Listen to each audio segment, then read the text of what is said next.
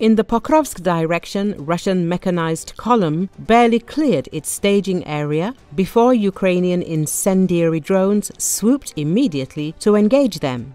The strike caught the vehicles in the open, setting equipment and fuel ablaze in mere minutes before the assault had even started, Euromaidan Press media outlet reports. It is noted that the goal of the Russian forces in this area is to establish a foothold in Myrnograd to initiate large-scale urban combat in the Pokrovsk-Myrnohrad agglomeration. This is because the southern part of Myrnohrad is distant and detached from the core part of the city where the bulk of Ukrainian forces are stationed, making it more vulnerable to Russian assaults. To establish a foothold in Myrnohrad, the Russians decided to accumulate forces in Hrodivka, from which they would launch a direct mechanized assault towards the town.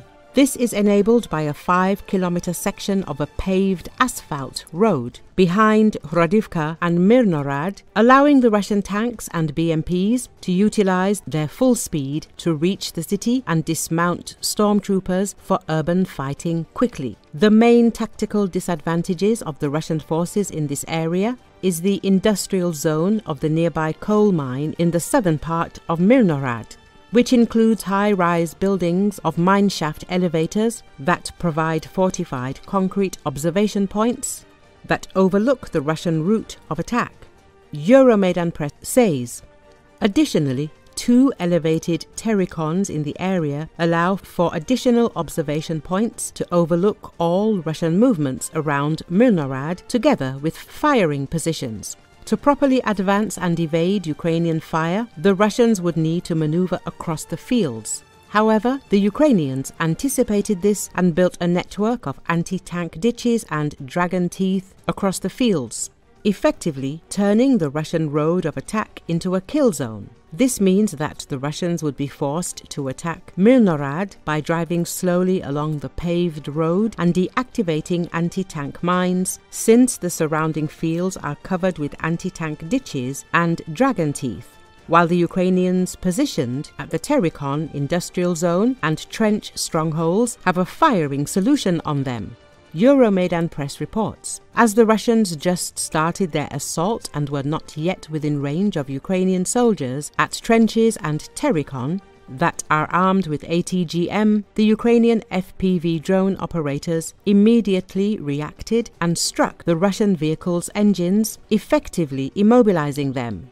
Overall, the Russians launched a poorly calculated assault that almost completely ignored the strong networks of fortifications made by the Ukrainians, which forced the Russians in a narrow kill zone where the Ukrainians destroyed an entire mechanized platoon in minutes. Euromaidan Press says this assault is a direct result of the intensification of Russian assaults across the Pokrovsk direction, and it is the first Russian mechanized assault here after months of stalemate near Myrnohrad, meaning that attacks here will continue shortly.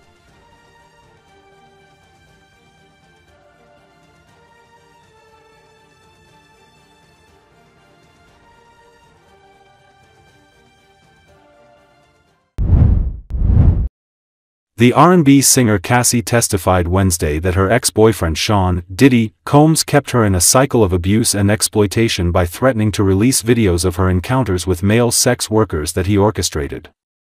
According to Associated Press, jurors in Combs' federal sex trafficking trial were shown security camera footage in which Combs is seen beating and kicking Cassie at a Los Angeles hotel in 2016. Wearing only a white towel, Combs punches and kicks Cassie, the singer who was his protege and longtime girlfriend at the time. It also shows Combs shoving and dragging Cassie, and throwing a vase in her direction. After CNN released the video of the attack in 2016, Combs apologized, saying in a video that he was truly sorry, and his actions were inexcusable. Cassie said that even though she loathed having drugged-up sex with strangers, she couldn't reject Combs' demands because he would make her look like a slut. "I feared for my career. I feared for my family. It's just embarrassing. It's horrible and disgusting. No one should do that to anyone," said Cassie, whose legal name is Cassandra Ventura. She sued Combs in 2023, accusing him of years of physical and sexual abuse. The suit was settled within hours, but dozens of similar legal claims followed from other women, sparking the criminal investigation against him. Prosecutors showed the jury 5 still images from the sex videos, recovered from electronic devices that Cassie provided to investigators. Cassie said the images showed her with male sex workers and at various stages of the encounters, which Combs called freak-offs, that sometimes lasted days.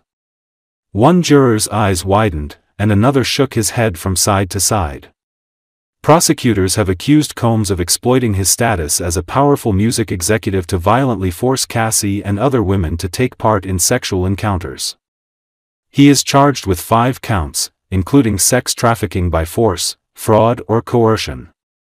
Combs denies all of the allegations and has pleaded not guilty. His attorneys acknowledge he could be violent, but say the sex he and others engaged in was consensual and that nothing he did amounted to sex trafficking or racketeering.